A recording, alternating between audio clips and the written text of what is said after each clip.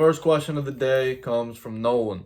What is the best advice you have ever gotten about basketball or life? Great question, man. I think the greatest advice I ever received was do not be afraid. That phrase comes up in the Bible 365 times. So for every single day of the year, there's a verse that coincides with it telling you do not be afraid. You don't need to fear in life. That's really what it all comes down to. That's the best advice I've ever received. Harrison, how to dominate as a small guard and how to get in the zone during the game. There's a video on my channel, literally titled that, How to Dominate in Basketball as a Small Guard. So you should check out that video. How to get in the zone. I think people worry about getting in the zone too much. People are so into this idea of just playing out of their minds instead of just playing how they practice.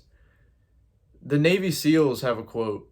It goes, "You do not rise to the occasion. You sink to the level of your training and preparation." And I think that directly applies to basketball. If you train hard, you prepare, the level that you're going to play at is equivalent to that. So train harder so you don't have to rely on having a crazy game. Another question from Harrison. How to still dominate with two other ball dominant players and still score? That's a tough one. My best advice would be, unless you guys have good team chemistry, like I'm assuming you guys don't have good team chemistry and y'all don't want to pass each other the ball, you got to go out there and get yours. So when I played on teams like that, I just got the thought in my mind of I just got to get the rebound because they're not going to pass to me anyway. So try your best to deal with it. It's a tough situation, but I can't give as much advice on that because I'm not in your situation directly. I don't have all the context. Next. Theo. Hi, Mark. How do you deal with defending bigger or stronger players in the post?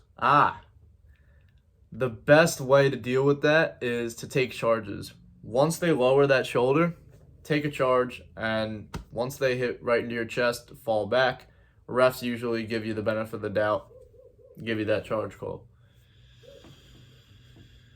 Carlos, I have a lot to study. I don't have a lot of time for basketball. You said in one video that to finish studying in the school library, you should finish studying in the school library to have time for basketball. Our school doesn't have a library, and they give us a lot of study than the U.S. really get daily. I'm from another country. Even with time management, I barely have time. Is there something else to do? It seems like you're doing everything you can, man. Just try to do other classwork whenever you have downtime in a different class. It seems like you're trying your best, so I'm not sure, man. Gabe, form shots on rest days? You could. I did that most of the time. I think rest days are not just important for your physical health, but also just your mental health. Every once in a while, we need to take a break, give our mind a reset.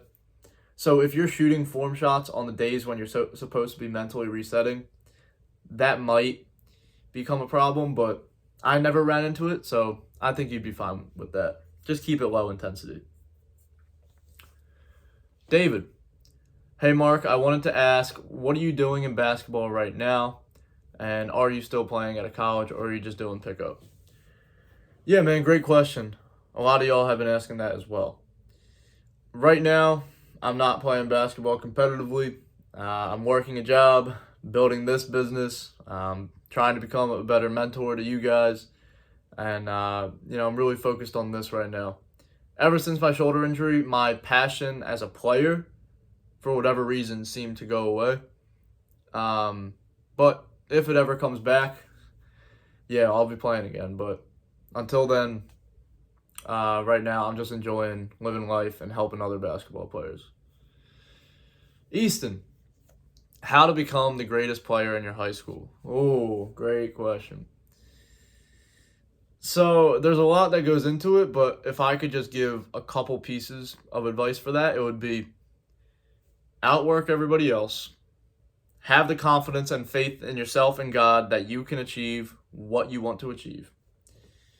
And think long term, right? If you're a freshman in high school right now and you're not on the varsity team, but you wanted to be, I get it, it sucks. That's exactly what I went through. I wanted to be the star of the varsity team as a freshman, and I wasn't even on the team. And that really hurt.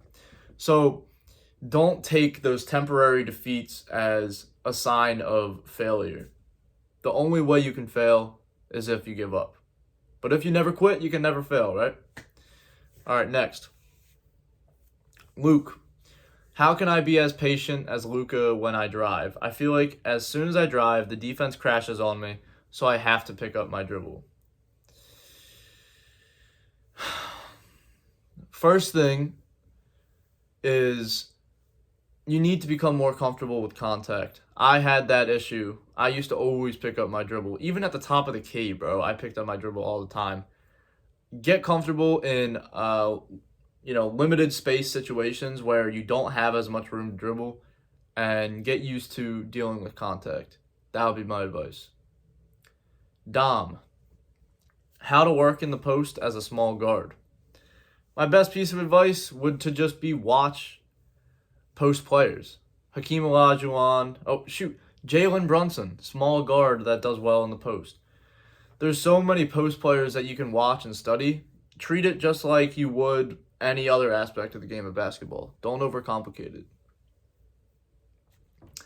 Dom, again, how to lead your team in scoring. When I swing down a JV, I'm supposed to get buckets, but I've actually not scored once in our scrimmages so far. I'm clearly the best player, but I'm not scoring. Okay. It seems like you're sinking down to your competition instead of playing the way that you can play. I think you're overthinking it, bro. If you're able to score on higher levels than JV, JV should be a walk in the park for you. But there's something going on in your head there, man. I don't know exactly what it is, but just understand that that's not reality. That's just a trick your mind is playing on you. Maxwell. I've heard stories of NBA players such as Shai Gilgeous-Alexander waking up at 5 a.m. to get into the gym and work. Did you ever do this, and did it benefit you or make you more tired, etc.? Also, have you had experience working late at night as well, and how did that work for you? Okay, I've done both. I've worked out until 3 o'clock in the morning. I've woken up at 5 o'clock in the morning to work out. I've done both. I think I'm just a better night trainer, I guess. Waking up early in the morning to work out just sucks for me. My workouts just aren't as efficient. But I will say this, though. Basketball skill workouts in the morning aren't as bad. I just don't like weightlifting in the morning. So I prefer to weightlift later in the day. But I've weightlifted at 5 a.m. as well. 7 a.m. Yeah, 7 a.m. I've weightlifted. And it just kind of sucks. Because my body's not awake. I don't feel like I have all my strength. And so I feel like I'm not really getting as many gains that way. But skills training early in the morning is fine.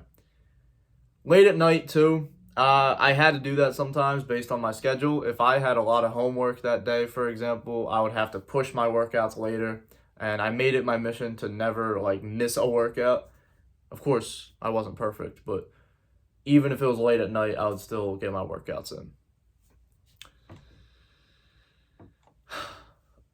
Philemon, during your jump from your sophomore year to your junior year, would you say it was a jump in your mental game or your physical game or both?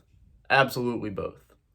Also, as a sophomore, did you think you had the skill capacity to be a starter or an important part of the team, but you didn't have confidence, or both your skills and confidence weren't at that level yet?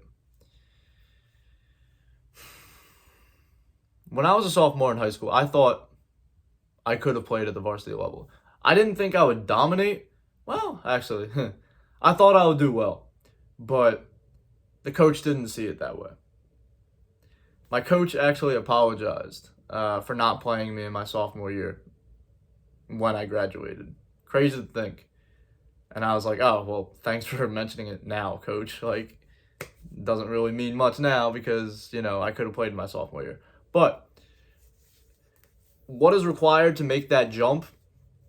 I think it's a combination of things. The first thing is your mindset, but the only way to get your mindset, you know, to jump to another level is to have the evidence of the physical work. You know, the physical work will plant the seeds in your mind of confidence and preparation, trust. But you got to plant those seeds first, right? You can't get that plant to grow without the work beforehand. So the training plants the seeds, and then your mindset is the water, and it allows it to grow. Oh, that was a bar. That was a bar. Okay. Oh, God, I'm giving y'all some of that unk wisdom. Come on, man. All right, Carlos. Every time I play against my friend, he steals the ball from me. Is it a lack of decision making? Did you pass through that, or any tip? By the way, it's not a lack of ball handling because I am a great ball handler, my only skill. Okay. We can always become better. Even if your best skill is ball handling, you can always become a better ball handler. I was a great shooter, but I knew I could always become better. So let's not fall into that idea that, oh, because this is my best skill, you know, that's not the problem. It's like, well, you could always get better. If it was perfect, you would never get the ball stolen, right? So it could be a lack of ball handling. The other part of that is I don't think you're reading your defender very well. You're letting your defender dictate what you do instead of dictating what the defender does, right? You want to make the defender react to you. You don't want to be reacting to him. Does that make sense? So keep that in mind and don't get lost in thinking, oh, my ball handling's fine. Like, no, we can always improve. All right, y'all. I hope this was helpful to y'all. I love y'all, boys. As always, keep God first. Stay blessed, bro. Submit your questions for the next huddle. Let's get it.